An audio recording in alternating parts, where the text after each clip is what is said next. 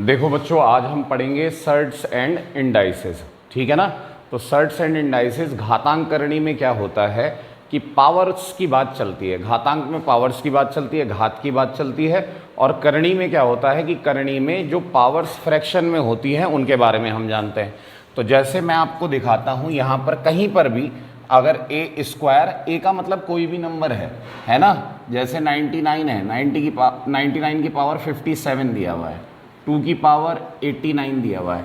ये सब किसी भी नंबर को घातांक रूप में आपने व्यक्त किया है। कोई भी नंबर है उसे घातांक रूप में व्यक्त करा है। घातांक का मतलब इंडाइसिस है ना।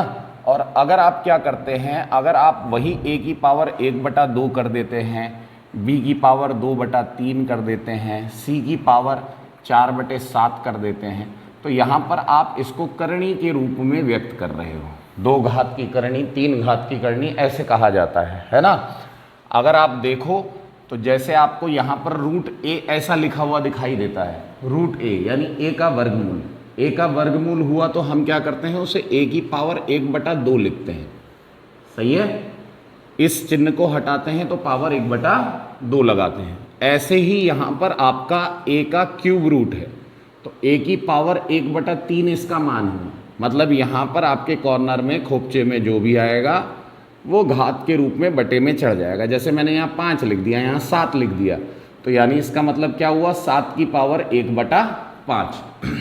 तो इसके सवालों को जैसे हम सॉल्व करते हैं तो हम एक चीज़ का ध्यान रखते हैं, सवालों को सॉल्व करते टाइम कुछ रूल होते हैं, कुछ नियम होते हैं। उन नियमों के तहत हम सवालों को सॉल्व करते हैं। बड़े बेसिक तरीके से मैं आपको समझा रहा हूँ। देखो, यहाँ पर एक रूल होता है कि जैसे कभी भी a की पावर m है और b की पावर a की पावर m है और a की ही पावर n है, बेस कैसे हैं, सेम है। जो नीचे आधार हैं वो कैसे हैं, सेम है। और पावर अलग अलग है, अलग अलग हो या एक जैसी हो, पावर्स गुणा करके जुड़ जाती है, a की पावर m+n हो जाता है। आ रही है मेरी बात समझ में।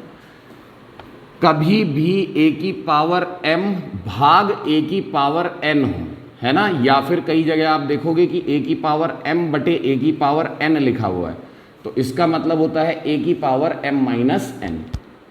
सही है।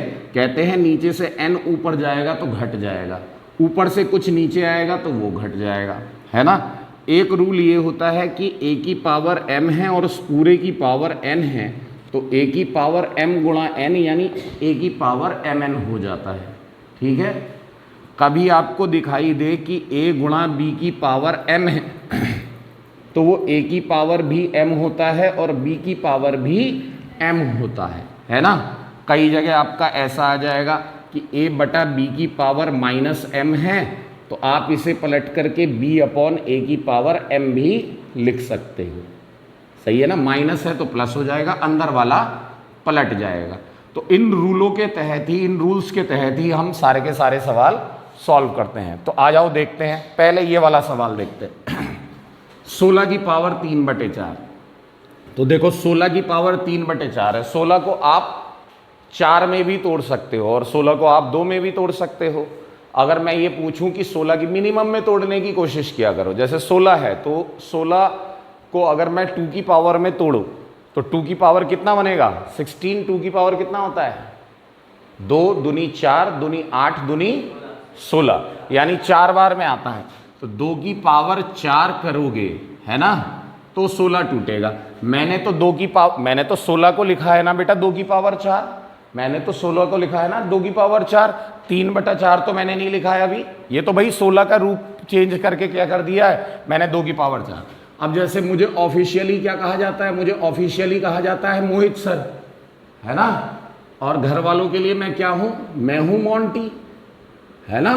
तो मोहित की जगह हटा करके अगर मोंटी लिख दोगे तो चल जाएगा या नहीं चल जाएगा, बात तो एक ही है, रहूंगा तो मैं ही। 16 की जगह अगर मुझे हटा करके लिखना है तो मैंने 16 को हटाया, 16 को लिख लिया मैंने 2 की पावर 4। अब 2 की पावर 4 लिखने पर क्या होता है, मेरा काम हो जाता है। जैसे 2 की पावर 4 लिखा, उसकी पावर मैंने 3/4 कर दिया। सही है। अगर मैं वो वाला रूल देखता हूं कि a की पावर m हो और उसकी पावर n हो, तो हम इसे क्या कहते हैं, a की पावर m गुणा n। यानी 2 की पावर 4 है और उसकी पावर 3/4 है, तो मैं कहूंगा 2 की पावर 4 गुणा 3/4। बोलो हाँ या ना। आ रही है बात समझ में। 4 से 4 कैंसिल कर दूंगा तो 2 की पावर 3 ही तो बच जाएगा। 2 की पावर 3 यानी 2 की 3 बार मल्टीप्लाई गुणा 2 दूनी 4 दूनी 8, तो मेरा आंसर कितना आ जाएगा यहाँ पर 8। ऐसे ही देखो यहाँ पर कितना दिया हुआ है 36 की पावर 1/6। 36 किसी का स्क्वायर किसी की पावर 3 या किसी की पावर 4 होता है क्या? स्क्वायर नहीं होता है, 6 का स्क्वायर होता है। तो यहाँ पर मैं लिखूंगा 6 का स्क्वायर और उसकी पावर कितना हो जाएगा 1/6। तो ये हो जाएगा 6 की पावर 2 गुणा 1/6। तो 2 से आप काटोगे तो 2 3 6। अब 6 की पावर 1/3 आ गया। तो मैंने यहाँ पर एक रूल बताया था, जैसे a की पावर 1/3 है तो उसे आप क्यूब रूट a लिख सकते हो। ऐसे ही अगर आपका ऐसे आ रहा है तो आप उसे क्यूब रूट 6 भी लिख सकते हो, आंसर मैच कर सकते हो। 8 की पावर 2/3 है तो 8 किस में टूटेगा? 2 में। 2 की पावर कितना होगा 8?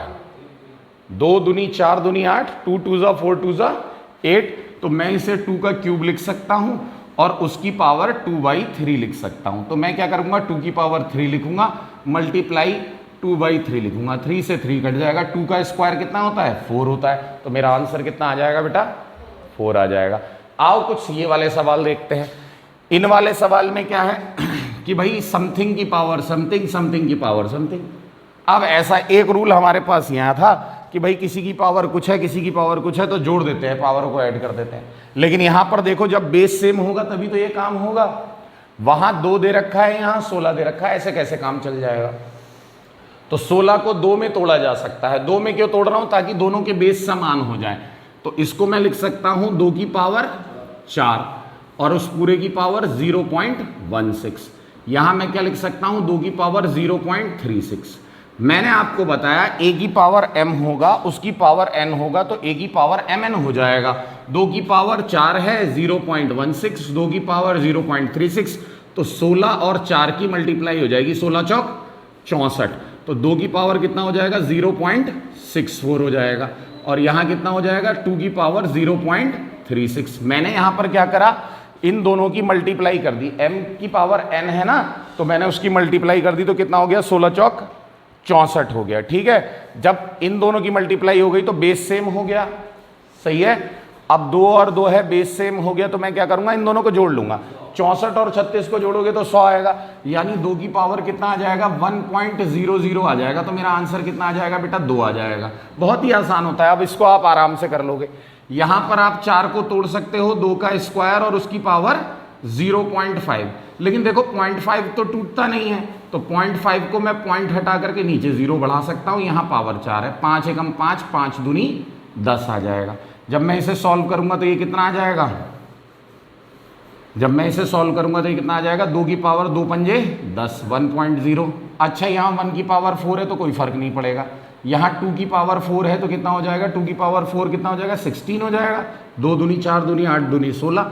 अब आपका ये 2 रह गया, ये 1/16 रह गया। 2 से काट लो, 2 एकम 2, 2 अट्ठे 16। तो मेरा आंसर कितना आ जाएगा बेटा 1/8 आ जाएगा। तो बहुत ही आसान है ना, बेसिक सवाल करें। अब आगे देखेंगे और कैसे कैसे सवाल बनते हैं। ठीक है, इसे कॉपी करो।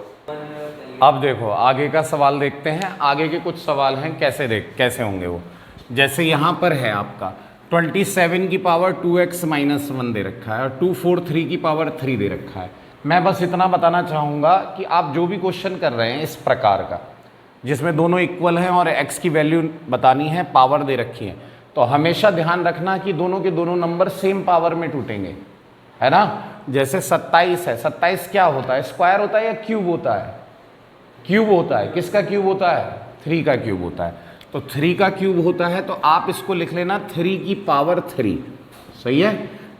ये जिसमें टूटेगा बराबर वाला नंबर भी उसी नंबर के बेस में ही टूटेगा। 243 होता है, किसका क्यूब होता है? देखो बच्चे कई बार गलती कर देते हैं, वो कहते हैं 7 का क्यूब होगा 243। ना ना ना ना ना, बिल्कुल नहीं। इसका क्यूब होता है 343, है ना। और 243 जो होता है वो 3 की पावर 5 होता है। तो गलती बिल्कुल भी मत करना। तो यहाँ पर आ जाएगा 3 की पावर 5 और उसकी पावर 3।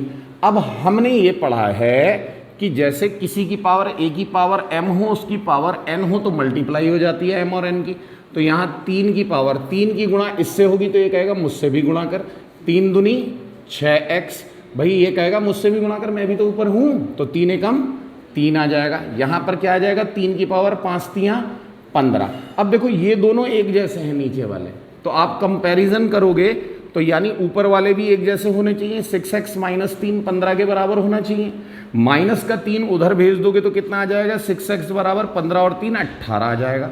6 से कैंसिल कर दोगे तो 6 तियाँ 18, यानी x की वैल्यू भी कितनी आ जाएगी आपकी, 3 आ जाएगी। तो बड़े इजीली आप इन सवालों को कर सकते हो।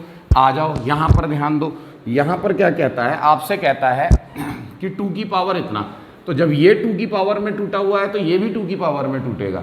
तो ये हो गया आपका 2 की पावर 2x प्लस 21, और इसको आप तोड़ोगे तो कैसे तोड़ेगा, 2 की पावर 5 है ना, और उसकी पावर 3x माइनस 1। बेटा एक काम करना, यहाँ पर 2 की पावर 2x प्लस 21 है, इसको तो हम और तोड़ नहीं सकते हैं, लेकिन हाँ यहाँ पर ये ज़रूर हो सकता है कि जैसे 2 की पावर 5 दिया हुआ है तो 5 की गुणा इससे हो, तो जब 5 की गुणा 3 से होगी तो 5 तियाँ 15x, तो 1 बोलेगा भाई मैं भी तो ऊपर हूँ, मुझसे भी तो गुणा करनी है, तो 5 एकम 5 यहाँ पर गुणा हो जाएगी।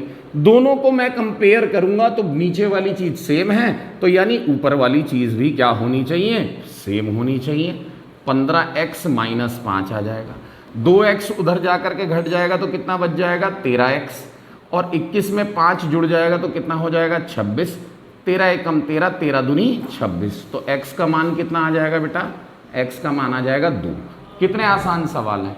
अच्छा एक चीज़ और मैं तुमसे पूछना चाहता हूँ, जैसे किसी की भी पावर 0 हो तो उसका मान कितना होता है, 1 होता है। a की पावर 0 हो तो 1 है ना, 5 की पावर 0 हो तो 1, शाहरुख की पावर 0 हो तो शाहरुख हैं, शाहरुख की पावर भी 0 हो तो 1, कैटरीना की पावर भी 0 हो तो 1, कैटरीना की पावर 0 हो गई तो बेटा वो 1 हो गई, है ना। तो किसी की भी पावर 0 क्या होता है, 1 होता है। कभी भी ऐसा सवाल आ जाए जो पूरा n में दिया हुआ है, तो आप n की कोई सी भी वैल्यू रख करके सवाल को ईजिली सेकंडों में कर सकते हो। शर्त एक होनी चाहिए, शर्त क्या है, शर्त यह है कि इन्फिनिटी नहीं बनना चाहिए, 0 बन जाए 1 बन जाए कोई बात नहीं, इन्फिनिटी नहीं बनना चाहिए। तो ऐसा सवाल कभी आए तो डरना मत या पूरी कैलकुलेशन मत करना। इसमें क्या करना, n की वैल्यू अपनी तरफ से रख देना कुछ भी। मैं n बराबर 0 रख रहा हूँ, n 0 रखने पर अब आप मुझे बताओ, अगर 2 4 3 है, अगर मैं यहाँ 0 रख दूँ तो 0/5 हो जाएगा, तो वो 0 ही तो रह जाएगा। अगर मैं यहाँ पर 0 रख दूँ तो ये पूरा 0 हो जाएगा, और किसी की भी पावर 0 कितना होता है, 1। इस डॉट का मतलब है गुणा। अगर मैं यहाँ पर 0 रख देता हूँ तो ये चीज़ 0 हो जाएगी, तो 3 की पावर कितनी रह जाएगी, 1। नीचे आ जाओ, 9 की पावर 0 रख दूंगा, अगर मैं यहाँ 0 रख दूंगा तो 9 की पावर 0 कितना हो जाएगा, 1। और यहाँ पर 3 है, यहाँ पर n की जगह 0 रख दूंगा तो 3 की पावर कितना रह जाएगा, -1। इसको ऊपर ले जाओ तो ये जुड़ जाएंगे बेटा, है ना, 3 का स्क्वायर हो जाएगा और आंसर कितना आ जाएगा, 9 आ जाएगा। तो इसको करने का बेस्ट तरीका है, सही है, ठीक।